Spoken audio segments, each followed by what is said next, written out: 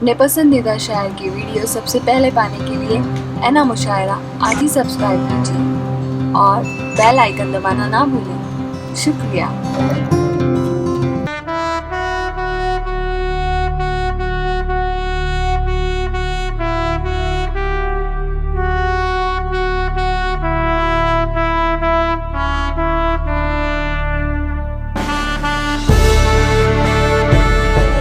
मैं मोहतरम मिनिस्टर साबिक वज़ीर से गुजारिश करूंगा कि आप तशरीफ़ लाएं और इस शान से आएँ कि ख़ज़ा के दौर में मिसले बहार बन के रहूं। मोहतरम नसीम जी आरिफ नसीम साहब से गुजारिश करूंगा कि आप आएँ और इस शान से आएँ कि ख़ज़ा के दौर में मिसले बहार बन के रहो। ख़ज़ा के दौर में मिसले बहार बन के रहो तो दुखते दिलों का करार बन के रहो। भटक न जाए कहीं कोई बैर जुल्मत में, सदा ज़माने में रोशन मीनार बन के रहो। नसीम साहब से आरिफ नसीम खान इनकलाब इनकलाब। बहुत बहुत शुक्रिया आप सभी हजरात का।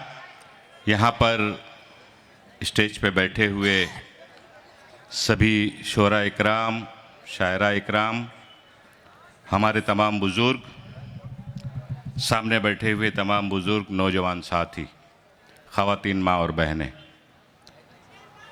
और ख़ास करके पिछले 15 साल से मुसलसल योम आज़ादी के मौके पर जश्न हिंदुस्तान के नाम से जो यहाँ पर महफ़िल सजाते हैं हमारे छोटे भाई जमाल खान साहब और फ़तेह मोहम्मद भाई, उनके सभी साथी, पूरी टीम। मैं फर्दन नाम लेके वक्त ज़ाया नहीं करना चाहता क्योंकि वक्त कम है, अभी और 2 शोरा हज़रात को यहाँ पर पढ़ना है। मैं कोई भाषण करना नहीं चाहता था, तकरीर नहीं करना चाहता था, लेकिन लोगों की इसरार पर आपके बीच खड़ा हो गया हूँ। जमील खैराबादी साहब ने बहुत ही अच्छे शेर कहे, प्रतापगढ़ी साहब ने भी बहुत अच्छे शेर कहे। जमील साहब, हर आदमी की शेर कहने की भी एक उम्र होती है। आपकी उम्र अब तरन्नुम में शेर कहने की है और प्रतापगढ़ी की उम्र इनकलाबी शेर कहने की है। तो फर्क तो रहेगा और जज्बात भी हैं लोगों के। देखिए, गजल सुनाइए, कोई सुनने को तैयार नहीं है, क्योंकि आज हिंदुस्तान के हर नौजवान के जहन में, हर बुजुर्ग के जहन में, हर हमारी माँ और बहनों के जहन में एक ही बात चल रही कि हिंदुस्तान का क्या हो रहा है, हमारे इस मुल्क को किसकी नजर लग गई है, आखिर ये मुल्क किस राह पे जा रहा है। 26 जनवरी, 15 अगस्त तिरंगा फहराते हैं, एक दूसरे को मुबारकबाद हम देते हैं, खुशियां मनाते हैं। 26 जनवरी, 15 अगस्त सिर्फ हमारी योमी आजादी का दिन नहीं, बल्कि इस मुल्क में रहने वाले हिंदू और मुसलमान, सिख और ईसाइयों का सबसे बड़ा त्योहार का दिन होता है।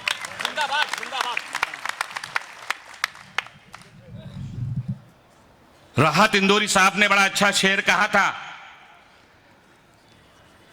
कि मिला है खून यहाँ की मिट्टी में, मिला है खून हम सब का यहाँ की मिट्टी में, किसी के बाप का हिंदुस्तान थोड़ी है। लेकिन अब तो लोग बपौती जताने लगे, इनका भी 7-12 उतारा, गांव से खतौनी लावक पड़ी। ये समझना चाहिए, सियासत अपनी जगह पे है, राजनीति अपनी जगह पे है, लेकिन इस मुल्क की कौमी एकजहती, इस मुल्क की भाईचारगी, इस मुल्क की हिंदू मुस्लिम सिख ईसाई एकता का ताना बाना अपनी जगह पे है। ये कमजोर नहीं होना चाहिए। अगर इस मुल्क की हिंदू मुस्लिम इत्तेहाद का ताना बाना कमजोर होगा तो हमारा मुल्क कमजोर होगा और हम अपने इस मुल्क के ताने बाने को कमजोर होने की इजाजत किसी को नहीं देंगे। ये मुल्क ऐसे ही आज़ाद नहीं हुआ है। हमारे उलमा इकराम से लेकर इस मुल्क के हिंदू, मुस्लिम, सिख, ईसाई सब ने अपनी छातियों पे गोली से, अपने सीने को गोली से सहा, अपने जान माल की कुर्बानी दी है। तब सन 47 में हमारा मुल्क आजाद हुआ था। ऐसे ही गुजरात से आके फुटपाथ पे, प्लेटफॉर्म पे चाय बेचते बेचते देश आजाद नहीं हुआ था।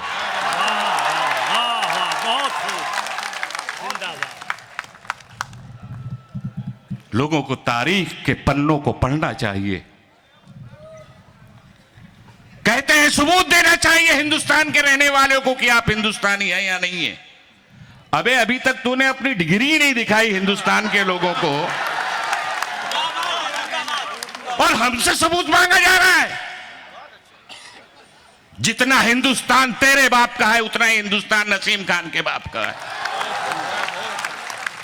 उससे ज्यादा कहीं है। मत मांगो हमसे सबूत। हिंदुस्तान के प्यार और मोहब्बत और भाईचारगी को कमजोर मत करो।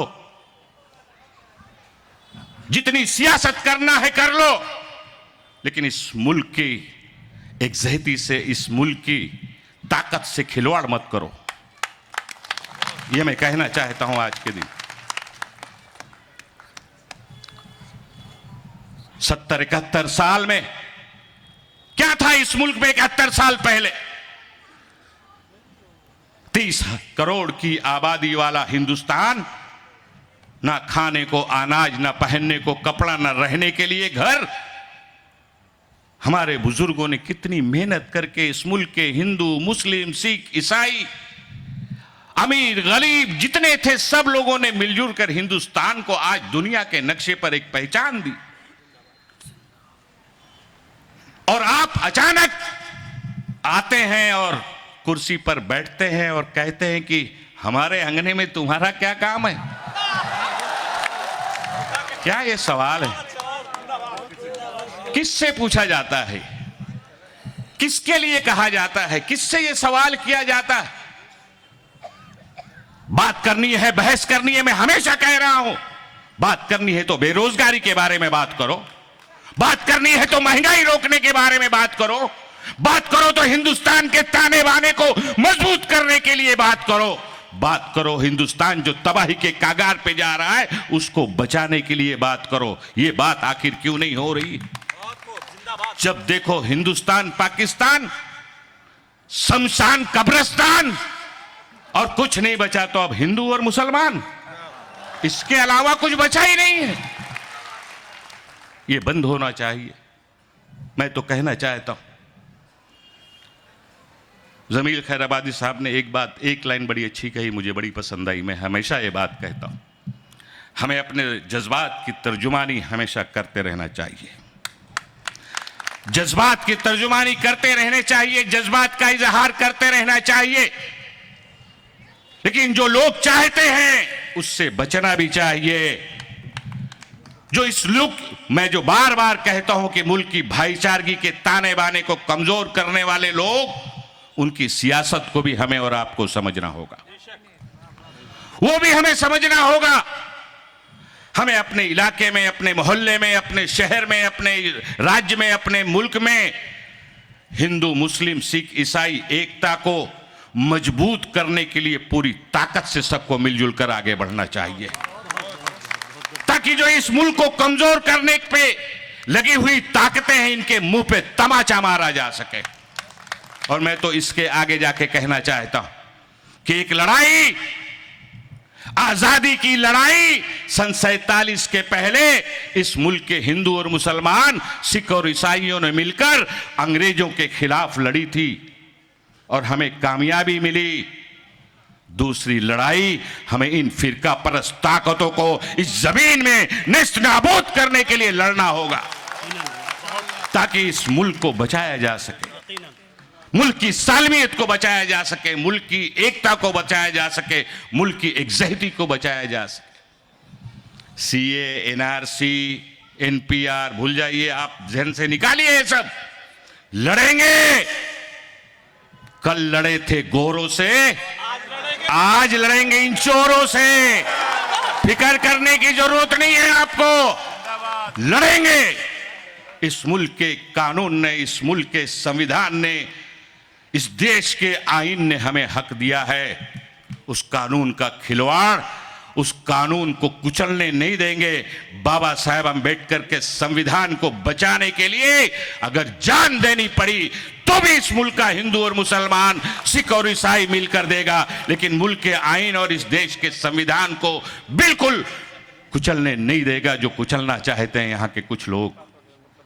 मैं ज्यादा लंबी बात ना करते हुए आप सबको कल की ढेर सारी मुबारकबाद देना चाहता हूं। चाहे 26 जनवरी हो या 15 अगस्त हो, इस तरह से मनाइए, एक एक गली में मनाइए, एक एक मोहल्ले में मनाइए। ऐसा मनाइए कि जैसे आज हमारे मुल्क में हमारा एक सबसे बड़ा जो त्योहार है, जैसे मैंने कहा त्योहार की तरह इस मुल्क इसको मनाने का काम करिए। और ऐसे लोग जो लोग तरह तरह की बातें करके हिंदू और मुसलमान, सिख और ईसाइयों में दीवार खड़ा करना चाहते हैं, उनके मुंह पे तमाचा लगाने का काम करिए। ऐसा किरदार अपनाइए कि मोहब्बत की, भाईचारगी, प्यार और मोहब्बत और भाईचारगी की नहरें बहना शुरू हो इस मुल्क में। जिन्होंने नफरत के पेड़ों को लगाकर उसको सींचने की जो शुरुआत की है, उसको सुखाकर उसमें मट्ठा डालने का काम करना है, ये मैं आप सबसे कहना चाहता हूं। मैं ज्यादा लंबी बात ना करते हुए मैं जमाल खान और इनके सभी साथियों को और पूरी टीम को दिल की गहराइयों से मुबारकबाद देना चाहता हूं। जमाल खान बहुत ही बेबाकी के साथ और जो दिल में है वही जबान पर हमेशा लाते हैं और वही रखते हैं। तो बहुत सारे लोगों को लगता है कि जमाल भाई क्या कह रहे हैं। जमाल भाई बहुत ही अच्छे इंसान हैं, हमेशा कोशिश करते हैं कि वो बीच आप सबके बीच में रहकर, मोहल्ले के अंदर, इलाके के अंदर हम सबके बीच में लोगों के साथ खड़े रह के उनके सुख और दुख को बांट सके, ये कोशिश ये नौजवान हमेशा करते रहता है। इसलिए मेरी पूरी ताकत जमाल खान के साथ है। मैं ये आप सबको बताना चाहता हूं और आप सबको फिर से दिल की गहराइयों से ढेर सारी मुबारकबाद देता हूं और अपनी बात को ख़त्म करता हूं। शुक्रिया। जय हिंद। खुदा हाफिज़। बहुत बहुत शुक्रिया वज़ीर मौसूफ साहब का।